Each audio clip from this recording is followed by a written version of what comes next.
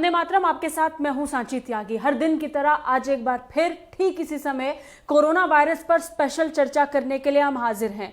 Corona पर यह विशेष कार्यक्रम हम हर रोज लेकर आते हैं ताकि हर दिन की अपडेट कोरोना से जुड़ी हुई आप तक पहुंच सके। भारत में कोरोना का ग्राफ जिस तेजी से बढ़ रहा है उसको देखते हुए पल पल की अपडेट आप तक पहुंचनी जरूरी है। अगर पिछले कुछ दिनों की बात करें तो रिकॉर्ड बेहद चौंकाने वाले रहे हैं। अगस्त महीने की अगर बात करें तो हर दिन के आंकड़े डरा रहे हैं। भारत में अभी कुल मरीजों का आंकड़ा 32 लाख के करीब हो चला है। आपको बता दें कि भारत में अब तक 3.5 करोड़ से ज्यादा कोरोना टेस्ट किए जा चुके हैं। फिलहाल अगस्त महीने में किस तरह कोरोना का ग्राफ अन्य देशों से बढ़ा है, इस रिपोर्ट में देखिए।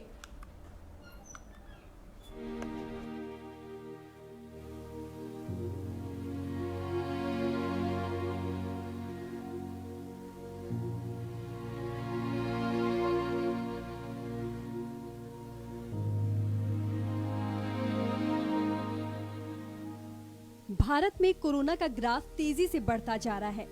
कुल मरीजों का आंकड़ा 31 लाख को पार कर गया है। भारत तीसरा देश है जहां 30 लाख से अधिक मरीजों की पुष्टि हो चुकी है। इससे पहले अमेरिका और ब्राजील में 30 लाख से अधिक केस सामने आ चुके हैं। खास बात यह है कि भारत में पिछले एक हफ्ते में दुनिया के 26% केस सामने आए हैं। वर्ल्डोमीटर के मुताबिक पूरी दुनिया में कोरोना मरीजों का आंकड़ा 2 करोड़ 38 लाख से अधिक है, जिसमें 8,17,000 से अधिक लोग अपनी जान गंवा चुके हैं। अब तक 1 करोड़ 63 लाख से अधिक मरीज ठीक हो चुके हैं, जबकि एक्टिव केस की संख्या 66 लाख से अधिक है। 24 अगस्त को दुनिया में 2,13,000 नए मामले सामने आए थे, जबकि इसी दिन अकेले भारत में नए मरीजों का आंकड़ा 59,000 से अधिक था। ठीक इसी तरह 23 अगस्त को पूरी दुनिया में 2,10,000 नए मामले सामने आए थे, जबकि भारत में नए मरीजों का आंकड़ा 61,000 से अधिक था। इसी तरह अगर 22 अगस्त की बात करें तो पूरी दुनिया में 2,67,000 नए मामले सामने आए, जबकि अकेले भारत में 70,000 नए मामले सामने आए। 21 अगस्त को पूरी दुनिया में 2,58,000 नए मामले सामने आए, जबकि अकेले भारत में 69,000 नए मामले सामने आए। तो वहीं 20 अगस्त को पूरी दुनिया में 2 लाख से ज्यादा नए मामले सामने आए, जबकि भारत में 68,000 नए मामले सामने आए। यानी पूरी दुनिया में आ रहे 4 मामलों में से 1 मामला भारत में सामने आ रहा है। भारत में अभी कुल मरीजों का आंकड़ा 32 लाख के करीब है, जिसमें 58,000 से अधिक लोगों की मौत हो चुकी है, जबकि 24 लाख से अधिक लोग ठीक हो चुके हैं। अभी एक्टिव केस की संख्या 7 लाख से अधिक है। संक्रमण के सक्रिय मामलों की संख्या की तुलना में स्वस्थ हुए लोगों की संख्या करीब 3 गुना अधिक है। राहत की बात है कि मृत्यु दर और एक्टिव केस रेट में लगातार गिरावट दर्ज की जा रही है। मृत्यु दर गिरकर 1.84% हो गई है। इसके अलावा एक्टिव केस जिनका इलाज चल रहा है उनकी दर भी घटकर 23% हो गई है। इसके साथ ही रिकवरी रेट यानी कि ठीक होने की दर 75% हो गई है। भारत में रिकवरी रेट लगातार बढ़ रहा है। ICMR के मुताबिक 24 अगस्त तक कोरोना वायरस के कुल 3 करोड़ 72 लाख सैंपल टेस्ट किए जा चुके हैं, जिनमें से 9 लाख सैंपल की टेस्टिंग कल की गई। पॉजिटिविटी रेट 7% से कम है। आंकड़ों के मुताबिक देश में सबसे ज्यादा एक्टिव केस महाराष्ट्र में है। महाराष्ट्र में 1.5 लाख से ज्यादा संक्रमितों का अस्पतालों में इलाज चल रहा है। इसके बाद दूसरे नंबर पर तमिलनाडु, तीसरे नंबर पर दिल्ली, चौथे नंबर पर गुजरात और 5वें नंबर पर पश्चिम बंगाल है। इन 5 राज्यों में सबसे ज्यादा एक्टिव केस हैं। एक्टिव केस के मामले में दुनिया में भारत का तीसरा स्थान है। कोरोना संक्रमितों की संख्या के हिसाब से भारत दुनिया का तीसरा सबसे प्रभावित देश है। अमेरिका, ब्राजील के बाद कोरोना महामारी से सबसे ज्यादा प्रभावित भारत है। दुनिया में कोरोना वायरस महामारी से हाहाकार मचा हुआ है। अकेले भारत में अब तक कोरोना के 31.5 लाख से ज्यादा मामले सामने आ चुके हैं। ऐसे में हर किसी को कोरोना वैक्सीन के आने का इंतजार है। इस बीच रूस से बड़ी खबर आई है। सूत्रों के मुताबिक कोरोना की पहली वैक्सीन बनाने वाले रूस ने अपनी वैक्सीन स्पुतनिक 5 को लेकर भारत से संपर्क साधा है। बताया ये भी जा रहा है कि रूस अपनी वैक्सीन स्पुतनिक 5 की विस्तृत जानकारी भारत के साथ साझा भी कर रहा है। इसको लेकर रूस ने बायोटेक्निक विभाग और भारतीय आयुर्विज्ञान अनुसंधान परिषद से भी संपर्क किया है। आपको याद दिला दें कि इससे पहले भी खबर आई थी कि रूस भारत के साथ पार्टनरशिप करने के लिए इच्छुक है। रूस ने भारत में कोरोना की दवा स्पुतनिक 5 का बड़े पैमाने पर उत्पादन करने की इच्छा जताई है। रूसी प्रत्यक्ष निवेश कोष के मुख्य कार्यकारी अधिकारी किरिल दमित्रिएव ने कहा कि रूस कोविड-19 की वैक्सीन स्पुतनिक 5 के उत्पादन के लिए भारत के साथ साझेदारी पर विचार कर रहा है। अब देखना यह है कि भारत में वैक्सीन। दमित्रिएव ने कहा कि लातिन अमेरिकी, एशिया और पश्चिम एशिया के कई देश टीके के उत्पादन में इच्छुक हैं। उन्होंने कहा, इस टीके का उत्पादन बेहद महत्वपूर्ण मुद्दा है और फिलहाल हम भारत के साथ साझेदारी की उम्मीद कर रहे हैं। ये कहना बेहद महत्वपूर्ण है कि टीके के उत्पादन के लिए होने वाली ये साझेदारियां हमें मांग को पूरा करने में सक्षम बनाएंगी। रूस अंतर्राष्ट्रीय सहयोग की उम्मीद कर रहा है।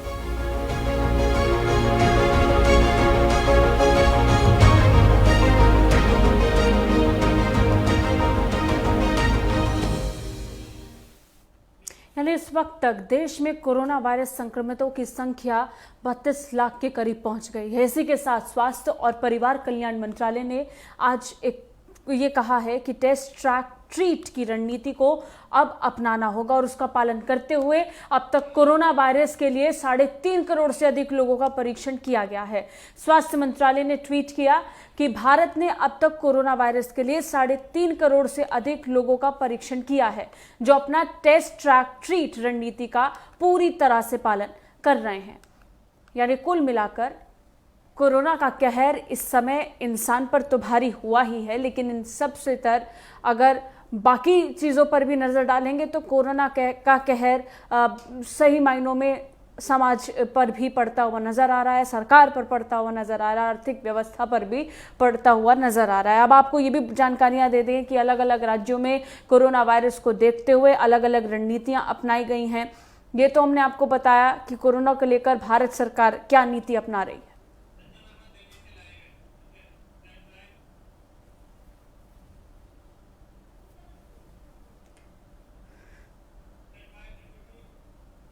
तो कुल मिलाकर कोरोना को लेकर जानकारियां जो हम आपको पहुंचा रहे हैं, उसमें हमने आपको बताया कि अंतर्राष्ट्रीय स्तर पर भारत की क्या स्थिति है और इसके साथ साथ विभिन्न राज्यों की क्या स्थिति इस वक्त आज की तारीख में बन रही है।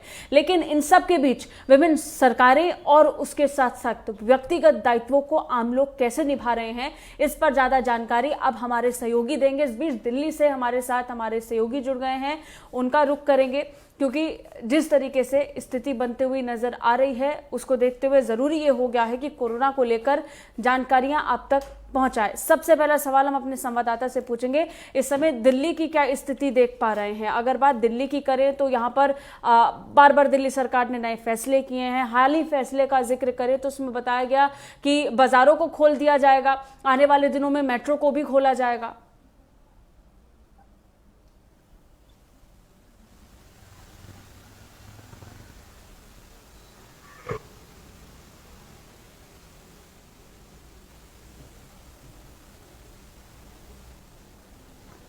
आवाज पहुंच रही है आप तक?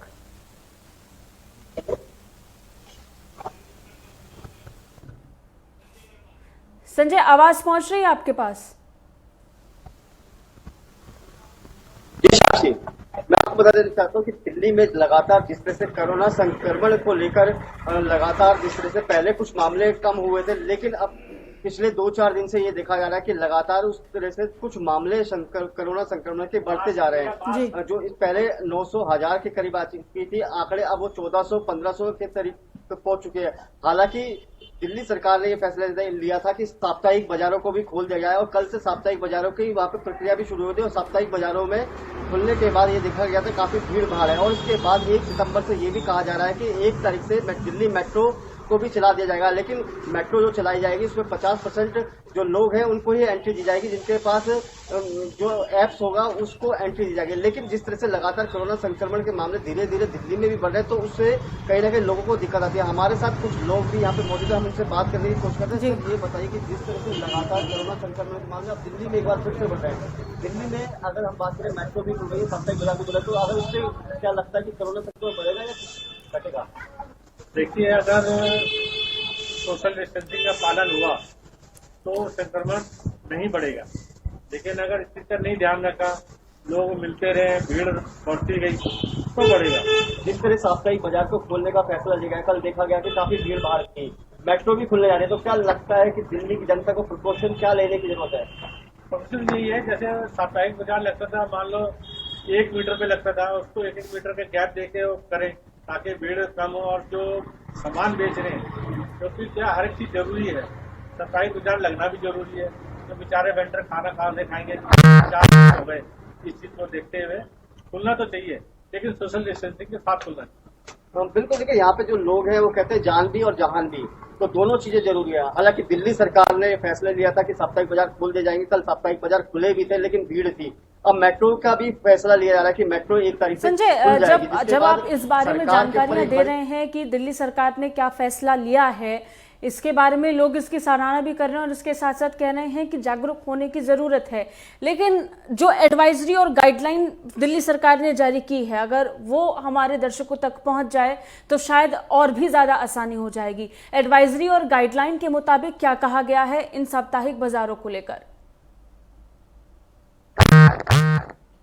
देखिए, जो दिल्ली सरकार ने एडवाइजरी जारी करी थी उसमें साफ कहा था कि जो भी साप्ताहिक बाजार लगेंगे वो निश्चित दूरी पर बना के रखेंगे और साथ साथ जो वहां पर लोग आते हैं उस सोशल डिस्टेंस का जरूर पालन किया जाएगा। उसके लिए दिल्ली पुलिस को भी ये बोला गया था कि ये जो साप्ताहिक बाजार है वहां पर उस पर निगाह बना के रखे, और लोग जो वाइंडर्स हैं जो कि बाजार लगाते हैं उनको भी ये निर्देश दिए गए थे कि वो जो भी बाजार लगाएं वो अपनी एक निश्चित दूरी पर लगाएं और जो लोग आते हैं उनको सोशल डिस्टेंस के साथ वो सामान बेच सके। तो इसको लेकर दिल्ली सरकार ने महत्वपूर्ण फैसला दिया था। हालांकि कुछ कल एक बाजार लगे थे, उसमें वहां पर ये दिखा गया था कि जो एकदम साप्ताहिक बाजार लगने से वहां पे काफी भीड़ एकदम हो गई थी और सोशल डिस्टेंस का पालन नहीं हो पा रहा था। तो उसके लिए कहीं ना कहीं सरकार को एक चिंता का विषय भी है।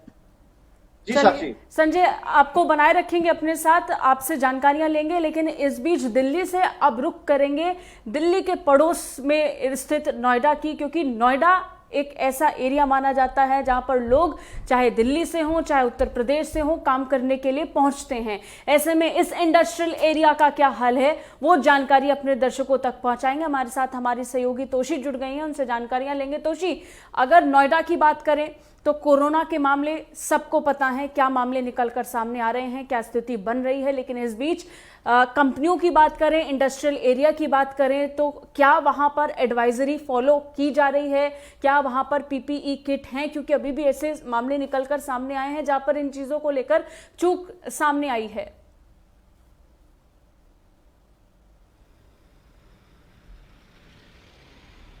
देखिए साक्षी, भारत में कोरोना संक्रमण के मामले बढ़ रहे हैं और कुछ इस कदर बढ़ रहे हैं जैसे मानो देश में कोरोना की लहर आ चुकी है।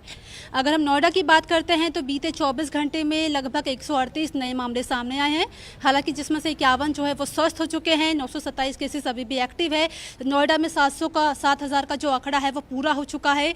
और देखिए नोएडा की जो स्थिति है, क्योंकि नोएडा एक इंडस्ट्रियल एरिया है, उस लिहाज से यहाँ पर कई कामगार है जो आते हैं काम करने के लिए, तो एडवाइजरी यहाँ पर इस तरीके की कोई नहीं है कि पीपीई किट यहाँ पर पहनना चाहिए, क्योंकि ये एक रोजमर्रा का जो एरिया है, इंडस्ट्रियल एरिया है, यहाँ पर जो कई मजदूर है, कई जो फैक्ट्री वर्कर्स है, यहाँ पर कई बीपीओ केपीओ बने हुए हैं, तो वहाँ पर जो नॉर्मल जो आम जनता है वो आती है। लेकिन गाइडलाइंस के मुताबिक कहा गया है कि सैटरडे और संडे को यहाँ पर लॉकडाउन रहता है नोएडा में, तो उस लिहाज से जो लोग है वो अगर आप बता रहे हैं कि पीपीई किट को फॉलो नहीं किया जा रहा है कि और बहुत जगह ऐसा देखा गया है कि एडवाइजरी को फॉलो नहीं किया जा रहा है, इसको देखते हुए प्रशासन कैसे एक्शन ले रहा है? और वो मजदूर हम देख पा रहे हैं नोएडा में, रोज की तस्वीरें सबके सामने आती हैं जहां पर कितने ही मजदूर दिहाड़ी के लिए बाहर निकलते हैं, उनके लिए भी परेशानी का सबब बना हुआ है। अगर उनकी चिंता करने के लिए कोई ठोस कदम नहीं उठाया जा रहे हैं तो फिर व्यर्थ है ये सारी तैयारियां।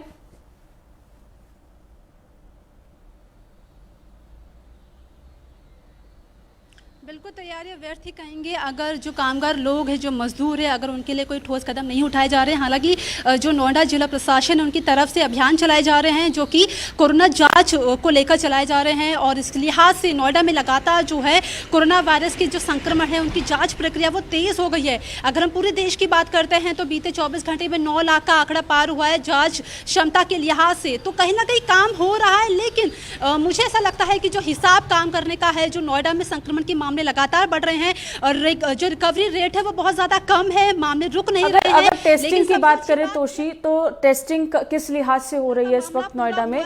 क्योंकि अगर पूरे देश की बात करें तो जो टेस्टिंग रोज हो रही है वो पर्याप्त नहीं मानी जानी चाहिए 130 करोड़ की जनता के लिए। ऐसे में नोएडा जो केंद्र है बाकी राज्यों के लिए भी, जहां से लोग काम करने के लिए आते हैं, वहां पर टेस्टिंग की क्या व्यवस्था है, किस स्तर पर टेस्टिंग हो रही है?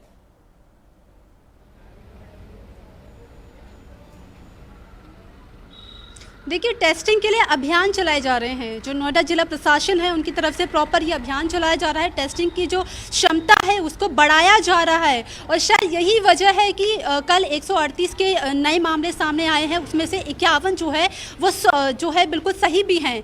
तो यही वो प्रक्रिया है जिसमें टेस्टिंग के जो स्तर है वो बढ़ाए जा रहे हैं। जिला प्रशासन की तरफ से जो अभियान है वो हर दिन चलाया जा रहा है, लोगों को जागरूक किया जा रहा है। चलिए, यानी कुल मिलाकर एक बार फिर से नोएडा से भी वही तस्वीर निकलकर सामने आ रही है कि अभियान तेज हैं और अपने काम लगातार ये कर रहे हैं। लेकिन बड़ी बात यह है कि यहाँ पर अपनी व्यक्तिगत भूमिका को लोग कितना समझ रहे हैं, क्योंकि स्थिति पर लगातार सवाल उठ रहे हैं। प्रशासन काम कर रहे हैं लेकिन धरातल पर जो तस्वीर निकल कर आ रही है वो प्रश्न चिन्ह जरूर छोड़ रहे हैं। फिलहाल एक छोटे से ब्रेक के लिए रुक रहे हैं। ब्रेक के उस पार कोरोना पर विशेष चर्चा लगातार जारी रहेगी।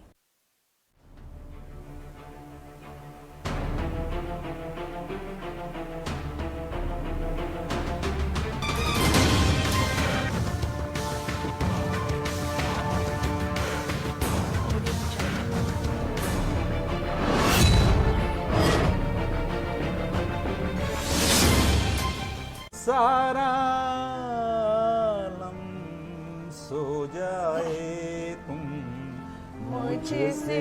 अब चाहे रब रूठे या बाबा, यार मैंने तो हाँ कर। उनको लगता है कि अगर यार कोई घर पे आ गया और ऐसे चले जाए तो धर्म पत्नी डिसाइड कर देती है कि कहाँ जाना है। जो पत्नी है वो तो आपकी अर्धांगिनी है, आपकी सुख दुख की साथी है।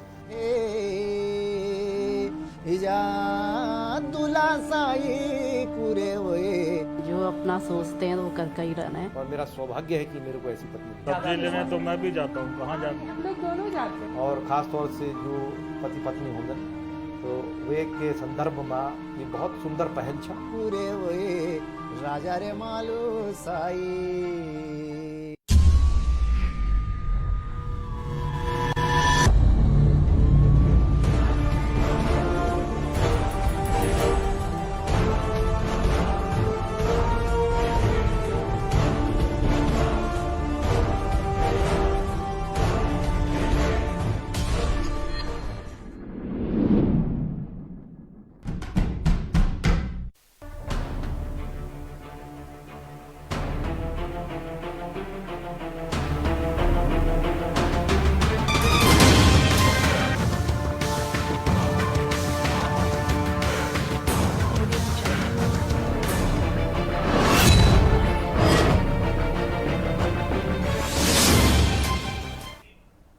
ब्रेक के बाद एक बार फिर से स्वागत है आपका। कोरोना पर विशेष चर्चा हम लगातार पहुंचा रहे हैं। ब्रेक से पहले दिल्ली और नोएडा की बात हमने की। अब ब्रेक के बाद अलग राज्यों की तरफ रुख करेंगे। अगर बात उत्तराखंड की करें तो उत्तराखंड में भी स्थिति लगातार तनावपूर्ण बनती हुई नजर आ रही है। हालांकि यहाँ पर कोरोना अनलॉक की प्रक्रिया लगातार तेज है। अनलॉक कोरोना की प्रक्रिया के तहत लगातार विभिन्न फैसले सरकार ने लिए हैं, राज्य सरकार ने लिए हैं, कैबिनेट की मीटिंग भी लगातार चल रही है। लेकिन व्यक्तिगत तौर पर आम आदमी कितना जागरूक है, आप लोग कितना सतर्क हैं, इसको लेकर हम जानकारियां बटोरेंगे। हमारे साथ हमारे सहयोगी उपेंद्र राणा जुड़ गए हैं उत्तराखंड से, उनसे जानकारियां लेंगे। उपेंद्र, अगर आम जनता की बात करें, आम लोगों की बात करें तो कितना कोरोना को लेकर के सचेत नजर आ रहे हैं आम लोग? कोरोना को लेकर कितना गाइडलाइंस फॉलो किया जा रहा है अलग अलग कंपनियों द्वारा, ऑर्गेनाइजेशन द्वारा जो लगातार काम करने के लिए अब खुल चुकी हैं?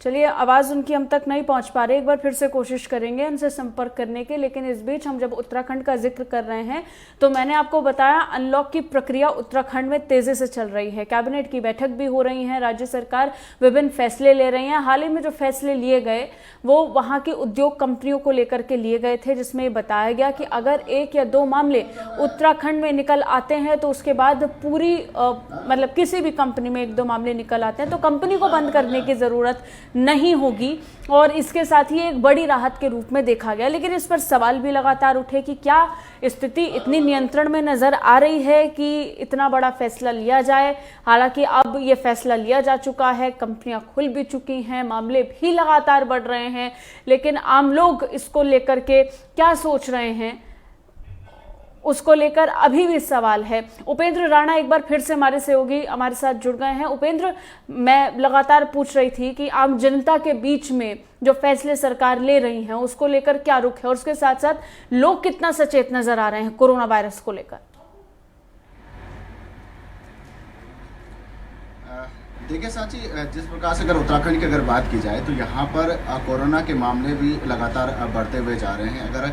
अगर अभी की बात की जाए तो 15,529 मामले जो हैं वो कोरोना के सामने आ चुके हैं, जिसमें 207 लोगों की जो है मौत हो चुकी है और 10,000 से ज़्यादा लोग जो हैं वो कोरोना से ठीक भी हो चुके हैं। तो सबसे बड़ी बात यह है कि जो कोरोना से ठीक होने की जो संख्या है वो लगातार बढ़ती हुई जा रही है। जो रिकवरी रेट है वो 70% से अधिक जो है रिकवरी रेट भी उत्तराखंड में चला गया है, जो कि उत्तराखंड के लिए काफ़ी अच्छी खबर भी है। लेकिन अगर यहाँ पर बात की जाए जिस प्रकार से राज्य सरकार के द्वारा गाइडलाइन जारी की गई है, लगातार जो है यह कहा गया है कि 2 गज की दूरी और सैनिटाइज और मुंह पे जो है मास्क लगाकर जो है शहरों में घूमने की जिस प्रकार से बात की गई है उसको लेकर अगर बात की जाए तो यहाँ पर हालांकि मास्क जो है सभी लोग जो है वो लगाकर घूम रहे हैं, लेकिन सोशल डिस्टेंसिंग का जो है जरूर यहाँ पर पालन करते हुए जो है लोग दिखाई नहीं दे रहे, जो कि जिस प्रकार से भीड़ भाड़ वाले जो बाजार हैं, जगहें हैं, वहाँ पर जो है सोशल डिस्टेंसिंग का पालन करते हुए जो है लोग नहीं दिख रहे हैं। हालांकि अच्छा,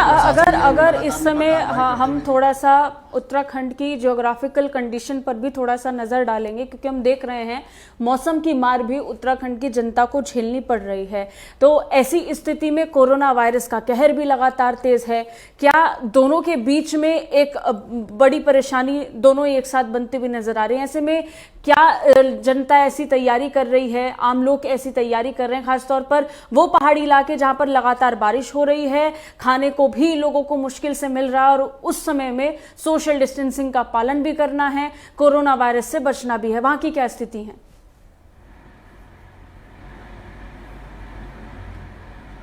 देखिए साची, बिल्कुल जिस प्रकार से मानसून का पीक सीजन भी अभी चल रहा है और उत्तराखंड जो है मानसून के समय काफ़ी संवेदनशील भी माना जाता है। ऐसे समय में जहां कोरोना महामारी एक तरफ चल रही है, दूसरी तरफ जो है मानसून दस्तक देते हुए जो काफ़ी परेशानी जो है यहाँ पर आम लोगों को हो रही है। अगर अभी पहाड़ों की अगर बात की जाए तो कई जिले, सीमांत जिले ऐसे हैं जहाँ पर बारिश के चलते जो है वहाँ पर भूस्खलन हो रहा है, काफ़ी परेशानियों का वहाँ पर सामना करना पड़ रहा है। साथ ही जो है कोरोना की महामारी जिस प्रकार से फैल रही है, पहाड़ों में जो है कई जगहों पर जो है कोरोना महामारी के चलते जो कई लोग संक्रमित हो चुके हैं। ऐसे स्थिति में जो है काफी परेशानी। अच्छा, अगर संख्या की बात करें पहाड़ी इलाकों की, तो वहां पर कितनी संख्या कोरोना के मामले निकलकर सामने आ रहे हैं? कितना सतर्क रहने की जरूरत है उन लोगों को जो पहाड़ी इलाकों पर रहते हैं?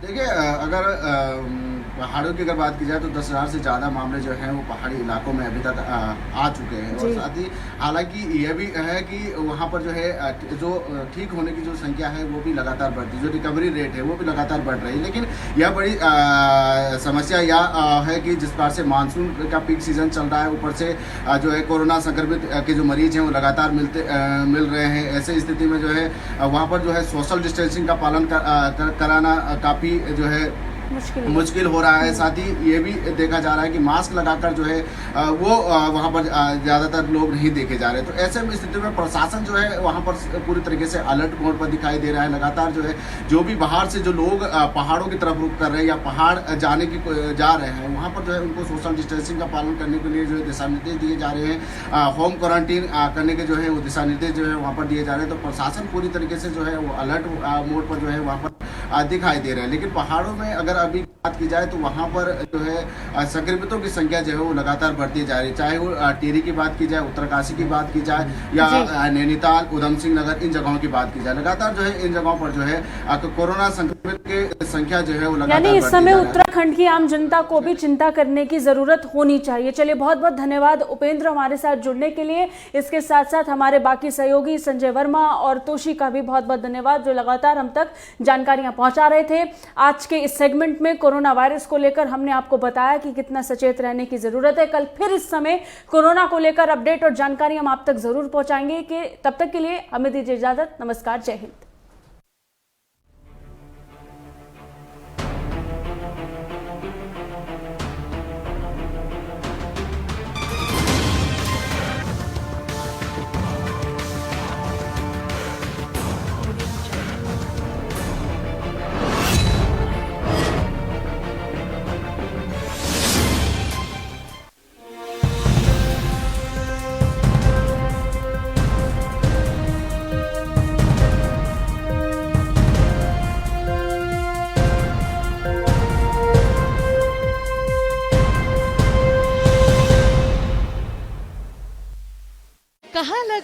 फिल्मों का सेट, कौन किसे कर रहा है डेट, तीखी मिर्ची पर आप